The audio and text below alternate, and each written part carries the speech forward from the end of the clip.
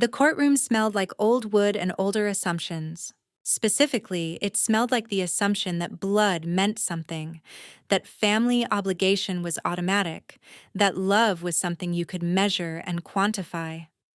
Courtroom 7 on the fourth floor of the county courthouse was not particularly distinguished.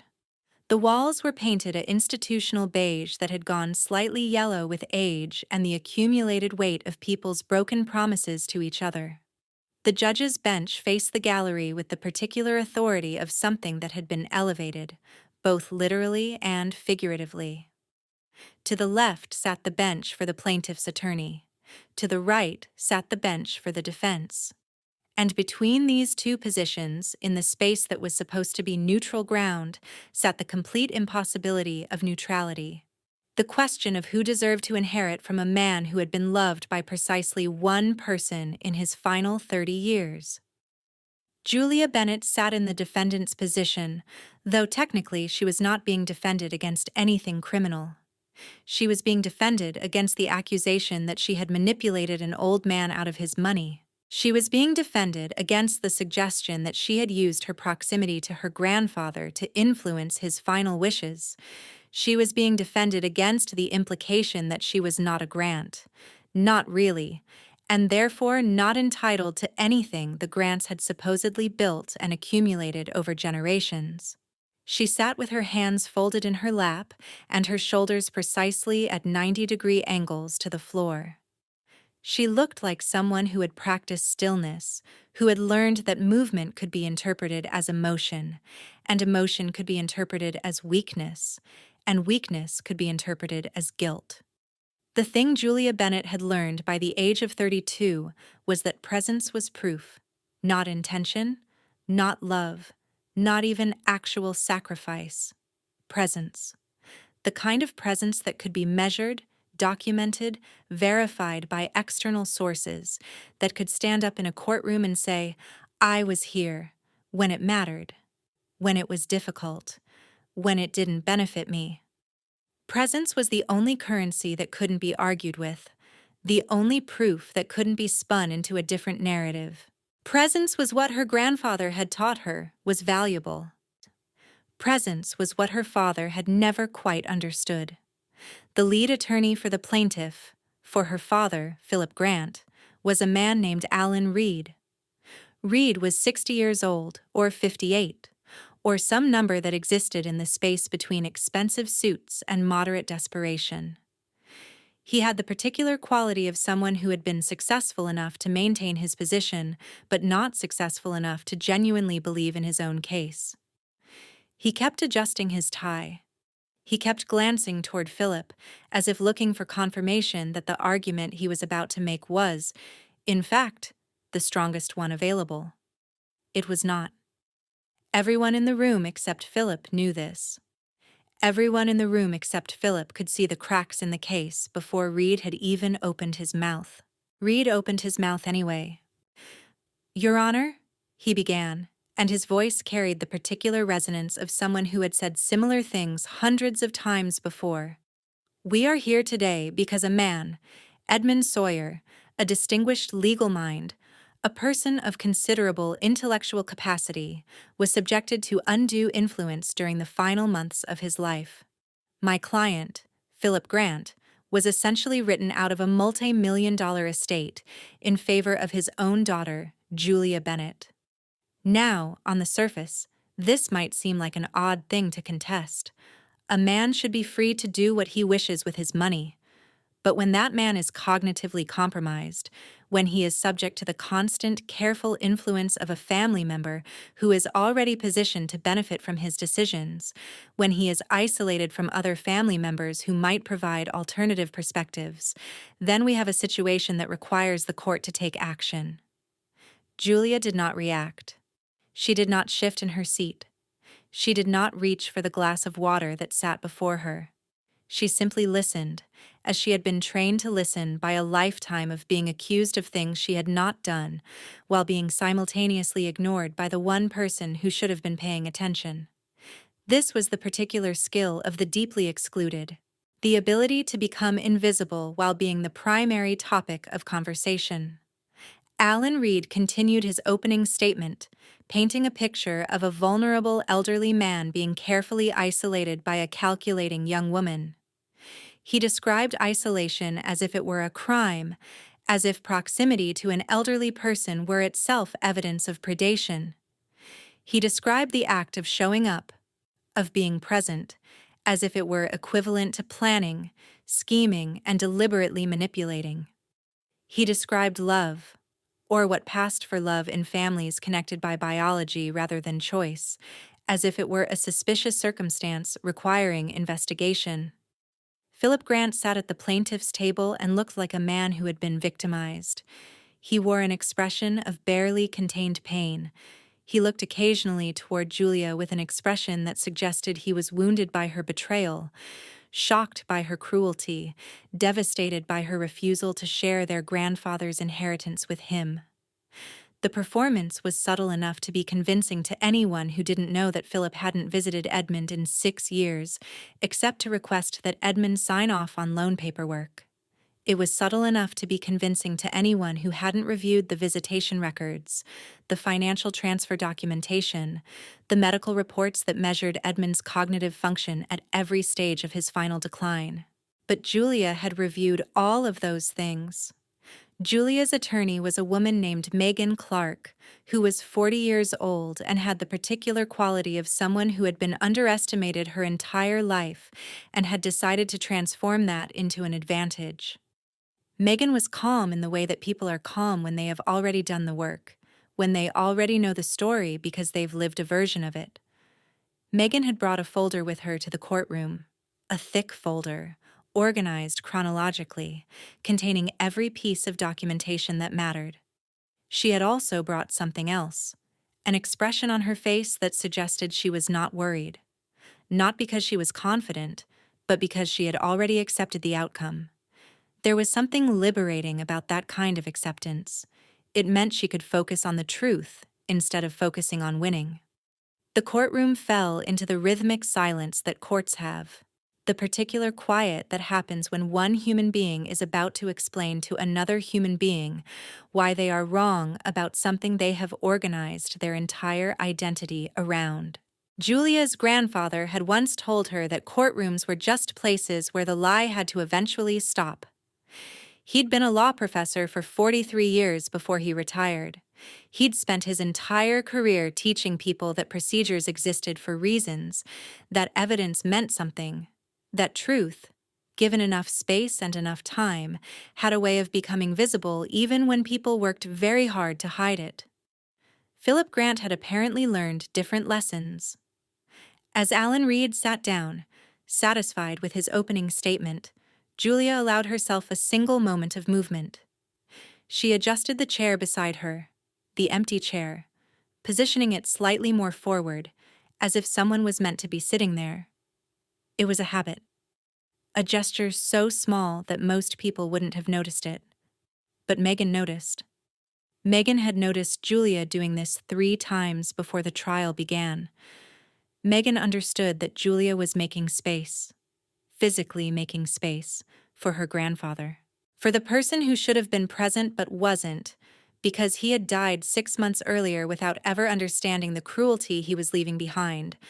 Not the cruelty he had perpetrated, but the cruelty that would happen after his death, the way his absence would be used against his most loyal companion.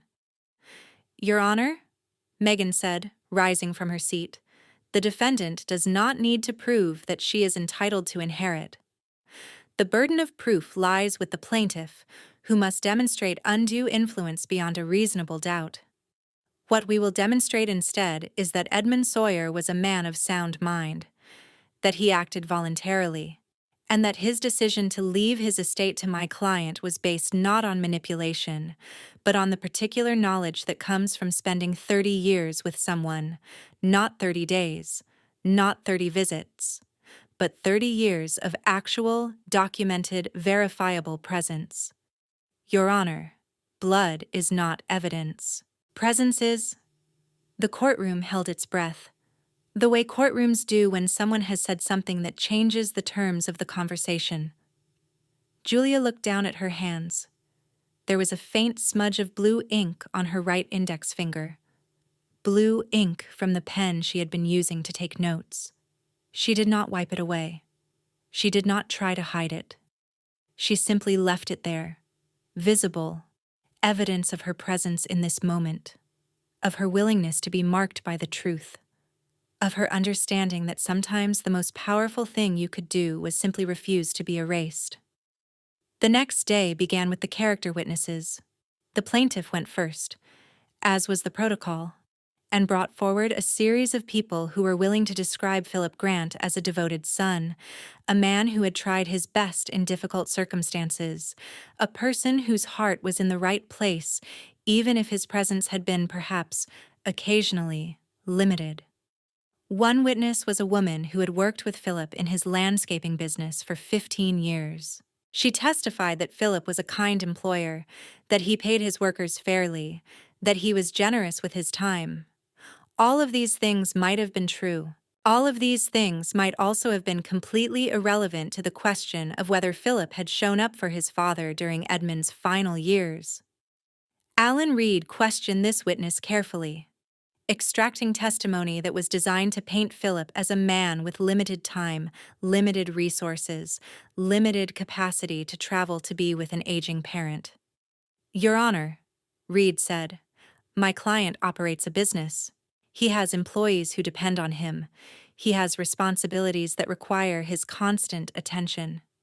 The implication that he somehow could simply abandon his business to sit at his father's bedside is not realistic. It's not fair. It's not the way the world actually works." But the world actually did work that way, at least for some people. The world worked exactly that way for people who had decided that presence mattered more than profit. The world worked that way for people like Julia, who had used her vacation time, her personal time, her weekends, her evenings to be with her grandfather. The world worked that way for people who understood that time was the only thing money couldn't buy, and once it was gone forever. When it was Megan's turn to cross-examine, she asked a single question.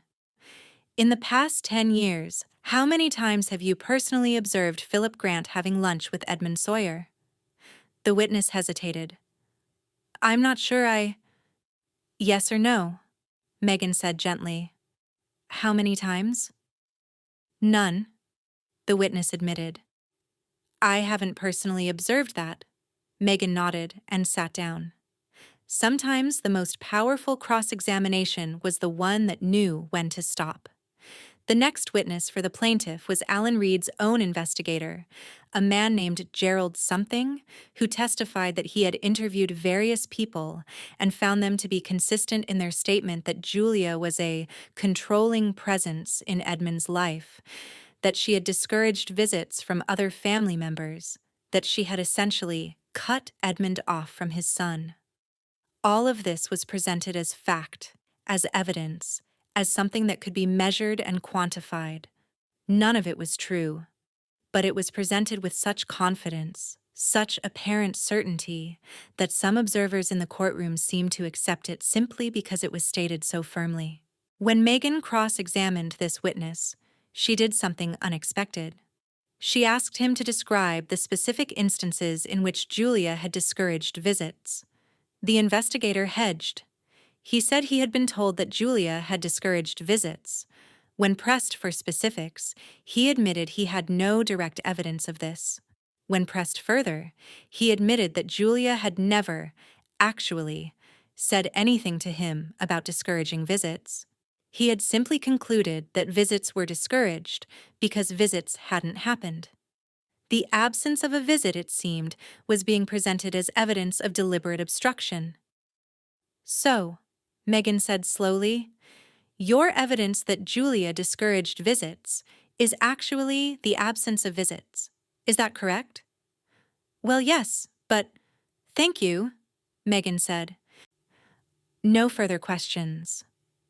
The testimony from the next witness, a woman named Carol, who was apparently Philip's girlfriend and worked in his business office, was more personal. She testified that Philip had loved his father, that he was devastated by their distance, that he had wanted to be present but couldn't because of circumstances beyond his control. She cried on the stand. She talked about Philip's suffering. She talked about the pain of being separated from a parent. But she did not, notably, testify about any actual actions Philip had taken to bridge that separation. She talked about intentions. She talked about wishes. She talked about desire. But desire and reality are different things. When Megan questioned Carol, she asked a seemingly simple question. "What is your relationship to Philip Grant?" "I'm his partner," Carol said. "We've been together for 4 years." "And in those 4 years, how many times have you accompanied him to visit Edmund?" Not very often. Philip usually went alone." "But he did go alone?" He, well, sometimes he went. Sometimes." Megan's voice remained neutral. "How many times in the past 2 years?" Carol struggled with this. "I'm not sure. Maybe 5 or 6 times." Megan made a note and glanced at the court reporter. "Thank you. I have no further questions." What Megan would later introduce, when it was the defense's turn to present evidence, was the visitation log from Edmund's medical clinic, which required patients to sign in each time they appeared for an appointment or received a visit from family. In the past 10 years, Julia was listed 142 times. Philip was listed 9 times. 6 of those 9 times were documented as being specifically for the purpose of requesting that Edmund sign financial documents or loan paperwork. The remaining 3 times were brief visits lasting less than 30 minutes. The log was not emotional. It did not argue. It simply documented. Julia sat through the next 2 days of testimony with her hands folded in her lap and that faint smudge of blue ink still visible on her finger. She did not react to accusations. She did not weep at stories about Philip's suffering. She did not raise her voice in response to suggestions that she had been self-interested or manipulative. She simply sat with the truth of her presence, carried it like a weight, understood that this was what evidence looked like. On the evening of the second day of testimony, Megan sat across from Julia at a small table in a private room outside the courtroom. "How are you holding up?" Megan asked. "I'm fine," Julia said. "I knew what was going to happen. I knew what they were going to say about me." "Does it matter?" Megan asked. "The accusation." Julia was quiet for a long moment. "When I was 18, my father told me I was no longer part of the Grant family. He said it because I'd refused to attend a business dinner. I'd had to work. I wasn't able to go. He told me that night that I was an ingrate, that I was destroying the family's reputation, that I was essentially dead to him. He said this at dinner with people I'd never met, people who were important to his business. He said it loud enough that the entire restaurant could hear. I became invisible that night, but not in the way he meant. I became invisible to him. I learned that having your name attached to a family didn't mean you had a place in that family. It just meant you had a name to be ashamed of." Julia paused. "So when they say I was controlling, or manipulative, or somehow trying to isolate my grandfather, when they say those things, I know they're lies, but I also know they're the kind of lies people tell when they need to justify why they were absent. My father wasn't absent because he was busy. He was absent because my grandfather had told me the truth, that I was the one who stayed, and he wanted me to know that mattered. My father couldn't accept that. So now he's trying to rewrite what happened." Megan put her hand on Julia's, carefully, as if she was approaching something fragile. "The truth will come out," Megan said. "I promise you."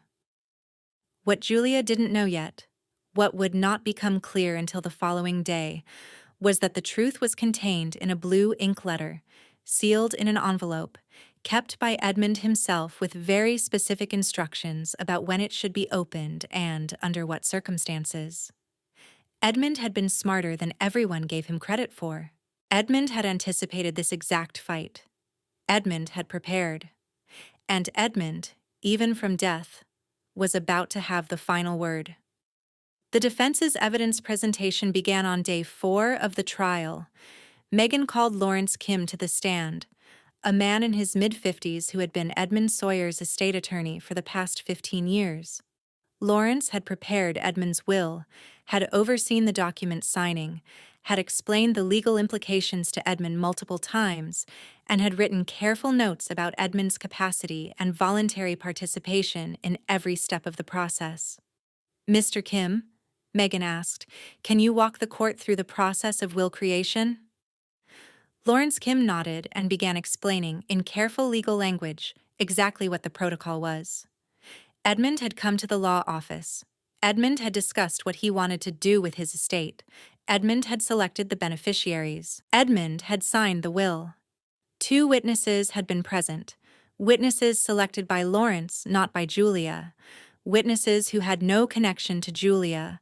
Witnesses whose only job was to verify that Edmund appeared to understand what he was doing and that he was signing voluntarily. "Now," Megan said, "at any point in this process, did Edmund appear confused, or disoriented, or unable to understand the implications of what he was doing?" "No," Lawrence said firmly. "He was precise. He asked careful questions. He understood the legal implications. He was entirely coherent." "Did he at any point appear to be influenced by my client, Julia Bennett?" "Julia wasn't present during the will signing," Lawrence said. "Edmund specifically requested that she not be present. He said he wanted to be absolutely certain there could be no question about his autonomy in this decision." A small shift occurred in the courtroom. Philip's head tilted slightly. His attorney, Alan Reed, made a note that was perhaps slightly more aggressive than his previous notes had been. "Let the record show," Megan said, "that Edmund deliberately excluded Julia from the will-signing process to avoid any appearance of impropriety." "Mr. C. Kim, did Edmund appear to be in cognitive decline at the time of the will signing?" "He appeared to be exactly as he had been at the time of previous will signings," Lawrence said. "I had worked with Edmund on his estate planning multiple times over the years.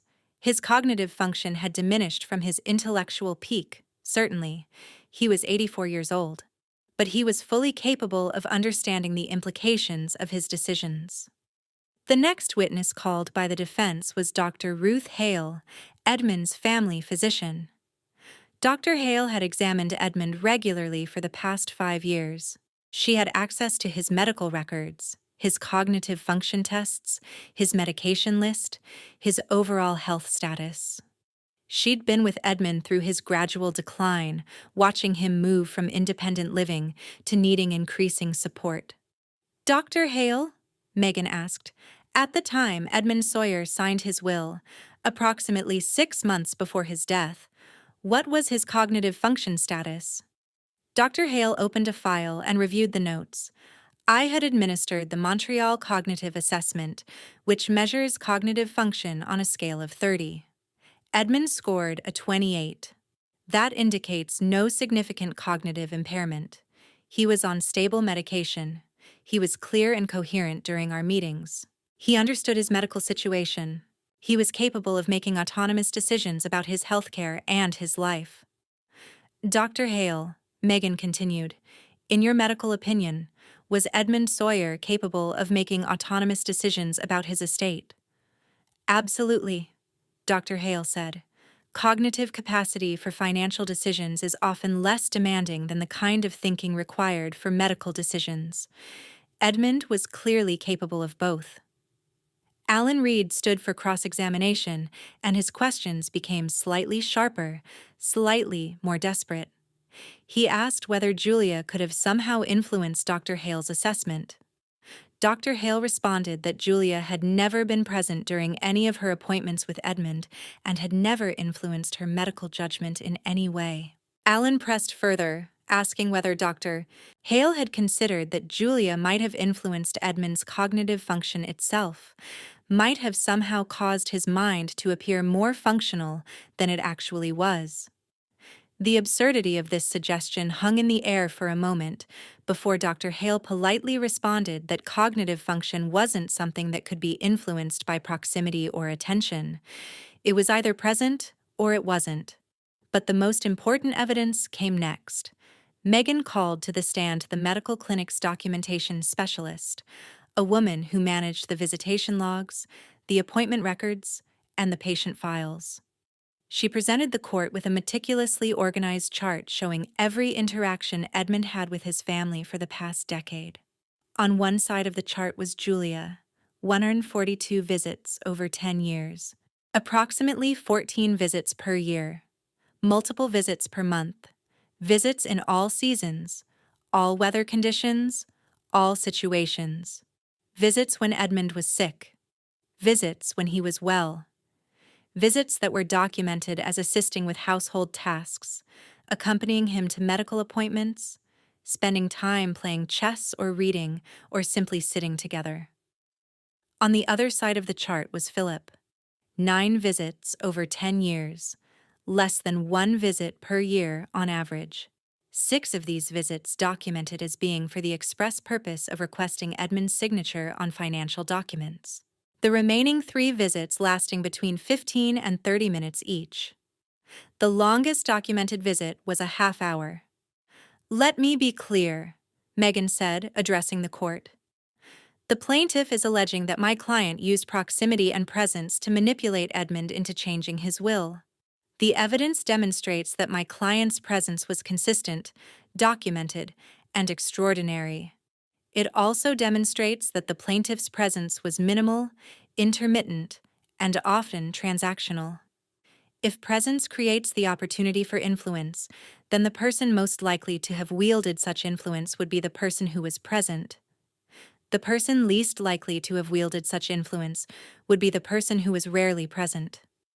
But the most damaging moment came when Dr. Hale returned to the stand for re-examination, and Megan asked a single, careful question.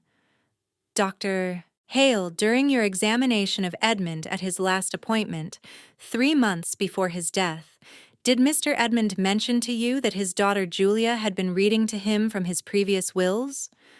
Dr. Hale referred to her notes. "Yes, he mentioned that. He said she read to him most evenings. He said it helped him sleep. He said it also helped him remember what he had tried to accomplish in his life." "And when he said this, did he appear distressed by this practice?" "No," Dr. Hale said. "He appeared grateful. He said reading about his own intentions was a way of remembering who he was, who he had tried to be. He said it was like being in conversation with his younger self." An audible breath ran through the courtroom. Julia's hands remained folded in her lap. The smudge of blue ink on her finger remained visible. Alan Reed requested that this last detail be stricken from the record as not relevant to Edmund's capacity. But the damage was done. Everyone in the courtroom now understood that what the plaintiff was interpreting as manipulation, Julia reading Edmund's own words to him, was actually something that Edmund found comforting, that Edmund had explicitly approved of, that Edmund had never complained about. The reading wasn't designed to change his mind. It was designed to preserve his mind, to keep him connected to his own intentions and his own values. By the end of day 4, the lines had shifted. The case was no longer about whether Julia had manipulated Edmund. The case had become about whether Philip had abandoned Edmund, and whether that abandonment meant he had forfeited his claim to emotional connection, which had translated into financial claim. The evidence didn't scream. The evidence didn't accuse. The evidence simply existed, perfectly documented, perfectly organized, perfectly clear.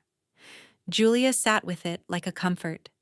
She sat with the knowledge that she had done her job. She had shown up. She had been present. She had documented it.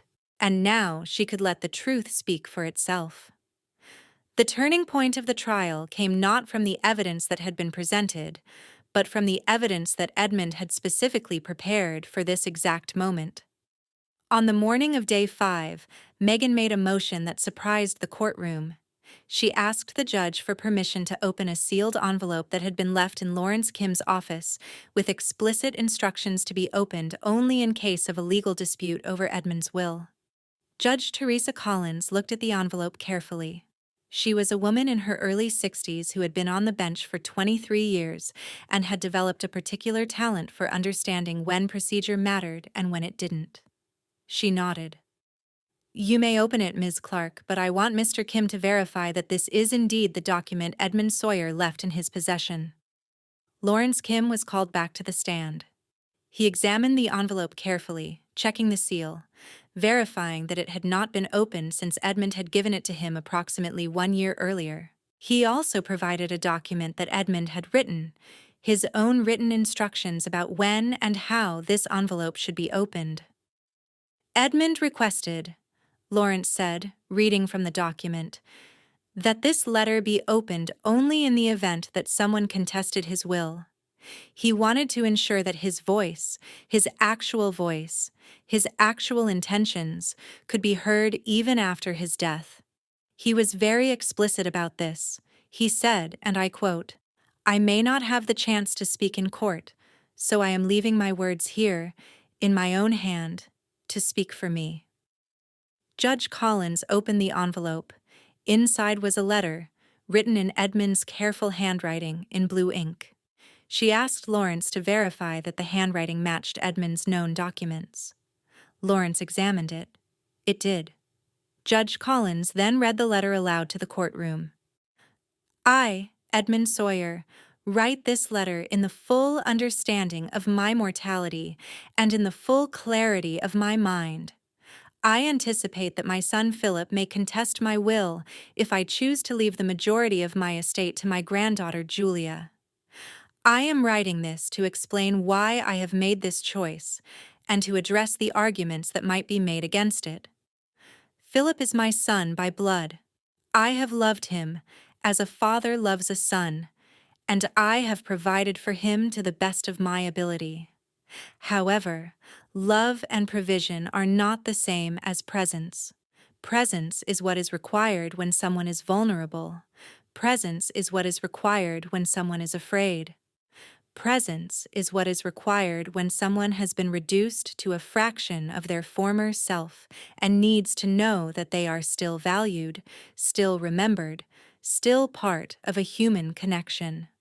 My son Philip has been absent from my life for many years. I understand that he is busy. I understand that he has responsibilities. But I have learned in my 84 years that everyone is busy, and everyone has responsibilities.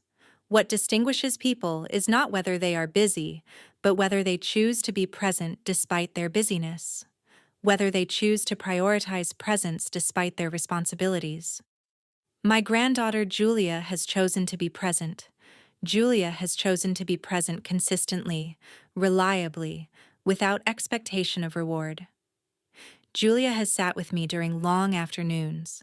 Julia has listened to the stories I have repeated. Julia has read to me from my own writings so that I could remember who I was. Julia has done these things not because she expected to inherit, but because she understood that presence was a gift to the person receiving it. I am therefore leaving my estate to Julia not as a punishment to Philip, but as a recognition of what presence means, what loyalty means, what true family obligation means. Blood creates a connection, but presence creates a bond. I am choosing to value what Julia has given me, not in monetary terms, but in the terms that matter in the end: attention, time, commitment to remembering me as a whole person, rather than just a person to be dismissed when inconvenient. If Philip is reading this, I hope he understands that I am not angry with him. I am simply establishing, in writing, what the true measure of family should be. It is not inheritance rights. It is presence. It is showing up. It is choosing someone's company even when it is not to your advantage. Julia has done this. For this, she deserves to know that her presence was valued, recognized, and honored. I write this in blue ink because I learned long ago that blue ink is harder to forge, harder to copy, harder to deny. What I have written here is unmistakably my own hand, my own words, my own decision. This is my final word on the matter. The courtroom was silent. Completely. Absolutely silent. Julia's eyes had closed. Her hands were still folded in her lap. The smudge of blue ink on her finger now seemed like a physical connection to her grandfather, as if he had reached through time and touched her with his own understanding of the truth. Alan Reed was on his feet before Judge Collins had finished reading. Your Honor, this letter is hearsay. It's the testimony of someone who can't be cross-examined. It's a codicil to his will? Judge Collins said quietly. It was prepared with proper legal documentation. It was sealed. It was opened under appropriate conditions. And it is explicitly the testator's own words in his own hand. Mr. Reed, sit down. Reed sat down, his face reddening. Philip Grant, sitting at the plaintiff's table, looked as though he had been physically struck. For the first time since the trial began, his carefully maintained composure cracked. He opened his mouth. He closed it. He opened it again, then closed it once more. There was nothing to say. There was nothing that could be said in the face of his own father's written acknowledgement that he had been absent, and that this absence meant something, that it had consequences. Your Honor, Megan said quietly, I move to close the defense's presentation of evidence. Judge Collins nodded. We will take a recess. Both sides will file their closing arguments within the next 48 hours. I will issue my ruling after reviewing all materials. As the courtroom emptied, Julia remained seated for a moment. Megan approached her, as she had before, and placed a hand on Julia's shoulder. Your grandfather knew, Megan said quietly. He knew what was going to happen. He prepared for it. He always did, Julia said. He was a lawyer. He understood that truth had to be documented, that evidence had to be presented, that feelings didn't matter if you couldn't prove them. I wish my father had done the same, Megan said, and there was something ancient in her voice, something that spoke of years of family conflict, of absence, of the particular pain that comes from being overlooked by the person who was supposed to value you most. I wish he had left a letter like that.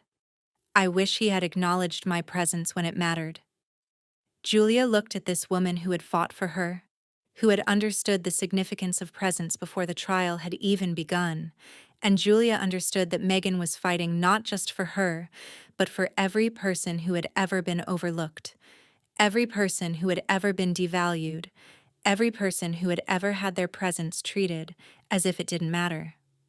He couldn't have, Julia said gently. But your grandfather did. My grandfather did.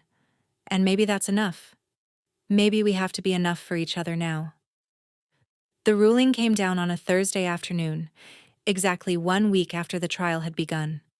Judge Collins sat at her bench and read through her findings with the particular care of someone who understood that what she was about to say would echo through this family for decades. After careful review of all evidence presented, I find as follows. First, Edmund Sawyer was a man of sound mind at the time of the execution of his will.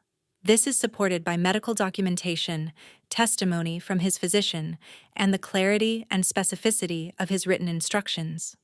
Second, Edmund Sawyer acted voluntarily in creating his will and the accompanying codicil. There is no evidence of undue influence. What I do see is evidence of consistent, documented presence by the defendant and minimal presence by the plaintiff. Third, the letter that Edmund left, written in his own hand and sealed for safekeeping, represents the unmistakable intention of the testator. It is a codicil to the will and has the same legal weight as the will itself. For all these reasons, I am ruling in favor of the defendant. The will stands as written. The codicil stands as written. All requests for modification are denied. Additionally, This court will be referring the plaintiff's claim to the State Bar Association for review of potential ethical violations in the filing of this suit. Judge Collins looked directly at Philip Grant. Mr. Grant, your father took the time to write an explanation of his intentions.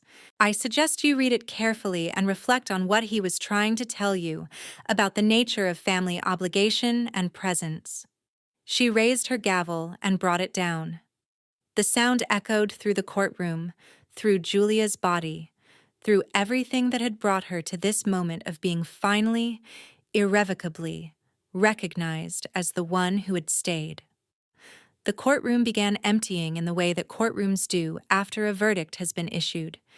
People gathering papers, people standing to leave, people avoiding eye contact with the people they'd been fighting against. Julia remained seated. She had learned a long time ago that leaving too quickly could be interpreted as celebration, and she had no interest in celebrating. She was simply interested in having been seen, in having been recognized, in having her presence, which had been so easy to dismiss, finally validated by something as official and unmistakable as a court ruling. Philip stood to leave, and for just a moment he looked at Julia. His expression was complicated. It contained anger, certainly, but it also contained something else. Something that might have been the beginning of recognition, the first crack in the narrative he had constructed about how his absence was justified, how his minimal presence shouldn't matter, how the Grant name carried obligations that superseded the actual obligations of showing up for another human being. Julia did not hold his gaze. She simply looked down at her hands, at the smudge of blue ink that remained on her finger, and waited for him to leave. Megan sat down beside Julia after the courtroom had emptied. For a long time, neither of them said anything. The silence was comfortable, companionable, the kind of silence that exists between two people who have been through something significant together. I knew a man once, Megan said finally, whose father left him a house, not because he loved him, but because he didn't know what else to do with it. That man, my father, he told me once that he would have preferred a letter. He said he would have traded the house for a single letter explaining why his father loved him, or if not love, at least why his father noticed him.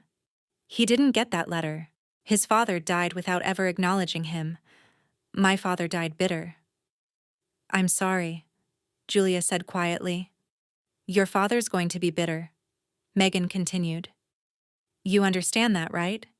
He's going to reframe this. He's going to tell people that the court was wrong, that his father was compromised, that the system was unfair. He's not going to read that letter and learn anything from it, but other people will. Other people in your family will understand what your grandfather was trying to say. And more than that, the world now knows what presence means. Your grandfather documented it, the court recognized it, and you get to live the rest of your life knowing that you were the one who stayed, and that mattered, and that it was seen. 2 days later, Julia went to the cemetery. She brought white tulips, Edmund's favorite flowers, and a small chess set. She placed the flowers on his grave and set up the chess set on a granite bench that faced the headstone. She sat across from the empty space where her grandfather should have been sitting, and she thought about blue ink, about presence, about the way that showing up for someone, consistently, without reward, without recognition, became its own kind of evidence. An older woman approached from the path, a woman Julia recognized as one of Edmund's neighbors, Dolores King. Dolores was 70-something, had lived next to Edmund for many years, and had been one of the witnesses who testified, not for either side, but simply speaking the truth about what she had observed. Sweetie, Dolores said, settling herself on the bench beside Julia. Your grandfather told me something once. He said that families were built on hands, hands that work, hands that stay, hands that don't leave when things get hard. He said your hand was one of those hands. I didn't understand what he meant at the time, but I understand now. You didn't leave. You stayed. That's what he was trying to say in that letter. I couldn't leave, Julia said quietly. He was all I had. My father had already left. My mother. We were never close. He was the only one who ever made me feel like I mattered. That's exactly what he knew, Dolores said. He knew what it felt like to be the one who mattered to someone. He knew what it felt like to be chosen, and he wanted to make sure the world understood that being chosen meant something. So, he made sure it was documented. He made sure it was irrefutable. Julia spent the next month establishing what she called the Continuity Trust. The money from her grandfather's estate, approximately $3 million, was placed into a charitable trust designed to support caregivers. Not professional caregivers necessarily, but family members, friends, neighbors who had chosen to be present for aging, ill, or vulnerable people. The trust provided small grants to people who demonstrated consistent presence, who had shown up repeatedly and reliably without expectation of financial reward. The trust was designed to recognize what Edmund had tried to say in his letter, that presence should be valued, that loyalty should be recognized, that showing up for someone should matter. She also had copies made of her grandfather's letter, not for public distribution, but for the family. She sent one to Evan, her grandfather's oldest friend. She sent one to the family members who had supported her during the trial, and she sent one to her father. The letter came with a single note, written in blue ink. I thought you should have this, just in case you decide to read it. She never heard from Philip about whether he read the letter, but she did hear, through a mutual acquaintance, that Philip had stopped his landscaping business about 2 years later. He'd told people he was retiring. He'd moved to another state. He'd essentially stepped out of Julia's life as completely as he'd stepped out of Edmund's. She found that she couldn't quite bring herself to feel bad about it. Feeling bad would have implied that she was responsible for his absence, that she had somehow driven him away. But absence was not something that could be transferred from one person to another. Absence was a choice. Her father had made his choice years ago. He was simply continuing to live with the consequences. Julia began a ritual that morning, one that continued every week for the rest of her life. She visited the cemetery on Thursday mornings. She brought flowers.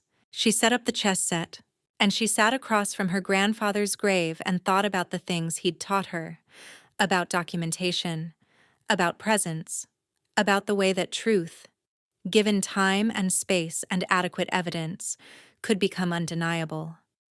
3 years after the trial, Julia received a message from someone she didn't recognize immediately.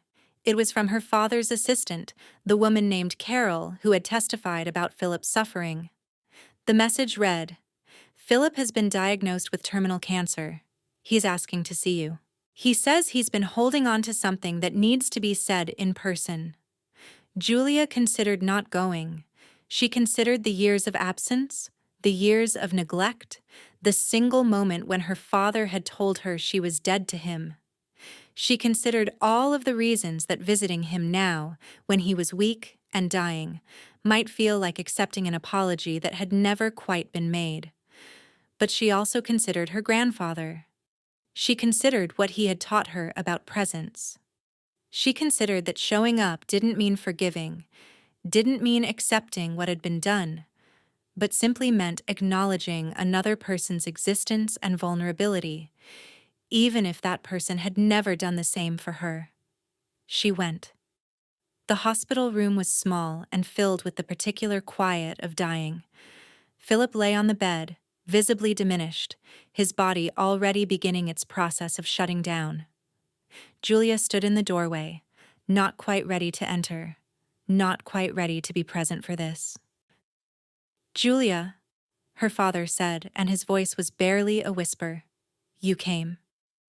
I came, Julia confirmed, moving to stand beside the bed but not sitting down. She was not going to settle into this moment. She was not going to pretend that death somehow erased years of absence. I read the letter, Philip said. Edmund's letter. I read it after the trial. I couldn't read it before. I wasn't ready, but I read it, and I understood what he was trying to say. He was trying to tell me that I had made a choice, and that choice had consequences. He was trying to tell me that you had made a different choice, and that choice had been the right one. Julia didn't respond. She simply waited. I'm sorry, Philip said. I'm sorry that I wasn't there. I'm sorry that I made you feel like you didn't matter. I'm sorry that I let my work, my business, my pride keep me from being present. I'm sorry that I made your life harder instead of easier. You were, Julia said quietly. She didn't soften her voice, didn't perform forgiveness, didn't do any of the things that he might have wanted her to do. She simply stated the truth. You were absent. You made choices that reflected your priorities, and I was not a priority. I understand that now. I made peace with that a long time ago. Can you forgive me? Philip asked. Julia looked at her dying father and felt no anger, but also no forgiveness. What she felt was clarity. She felt the particular kind of acceptance that comes from understanding that other people's cruelty or indifference is not personal. It is simply a reflection of their own limitations, their own fears, their own inability to show up. I can acknowledge that you asked, Julia said, and I can be here while you die.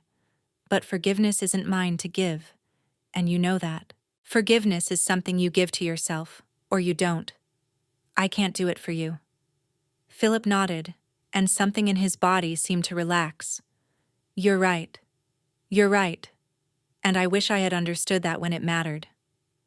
Julia sat with him for the next 3 hours. They didn't talk much. She held his hand once, and she noticed that his hands were like her grandfather's hands, or at least, they would have been, if her grandfather had lived long enough to reach this state. She wondered, not for the first time, whether presence could be genetic, whether some people were simply built to show up, and others were built to disappear.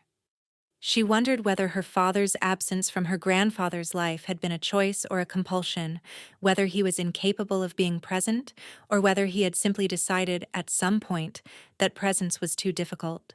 When he died, 3 weeks later, Julia did not weep. She did not attend the funeral.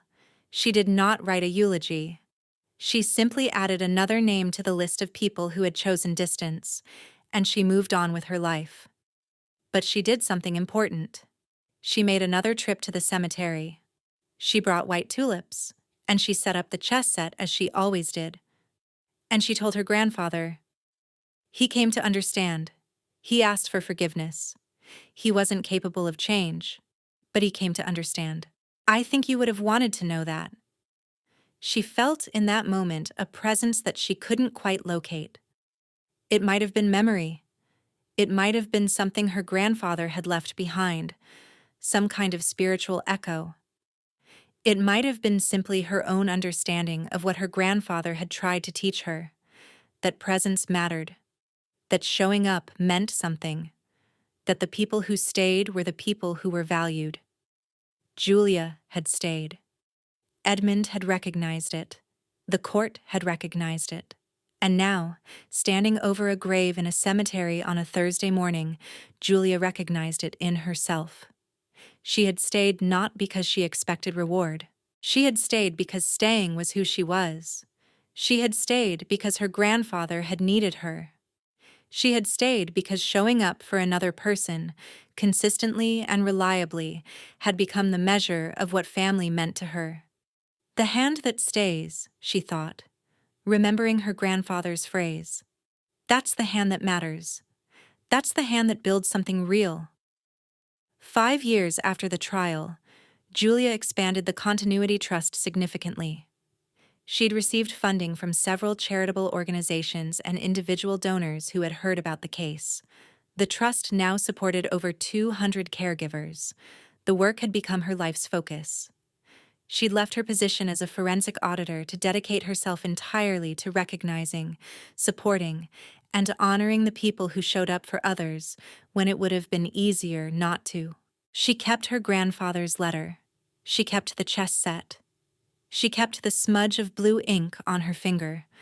Not literally, of course, but metaphorically. She kept the reminder that evidence could be created in blue ink, that documentation mattered, that presence could be measured and recognized and honored. One Thursday morning, as she was setting up the chess set at her grandfather's grave, a young woman approached. The woman was in her 20s, carrying flowers, looking slightly uncertain about whether she was in the right place. "I'm looking for Edmund Sawyer's grave," the young woman said. "My father was a friend of his. He told me I should come here if I ever needed to remember what family meant." Julia pointed to the headstone. The young woman knelt and placed her flowers beside Julia's tulips. She sat for a moment in silence. Then she said, "Your grandfather was a wise man.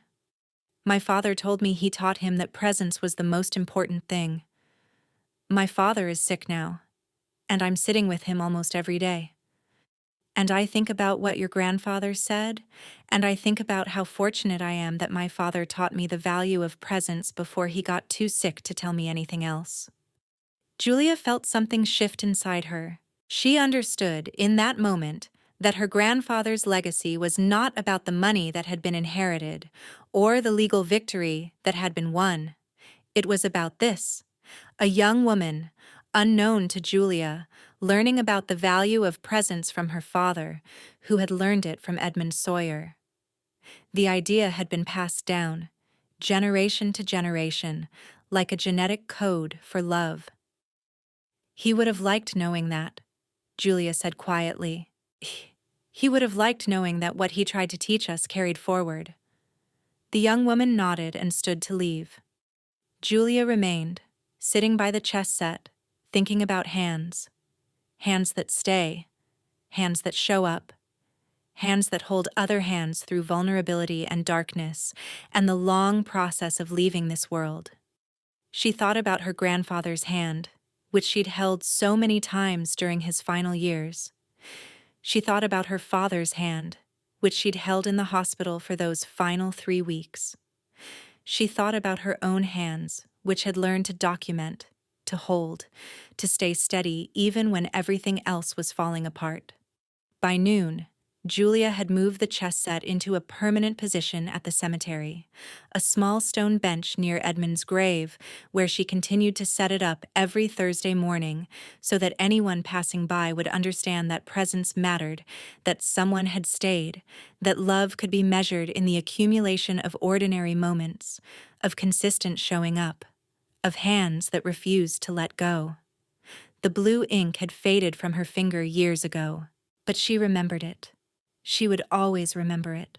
It was the mark of her grandfather's final word, the evidence that blood was not the measure of family, that presence was, that the hand that stays is the hand that matters.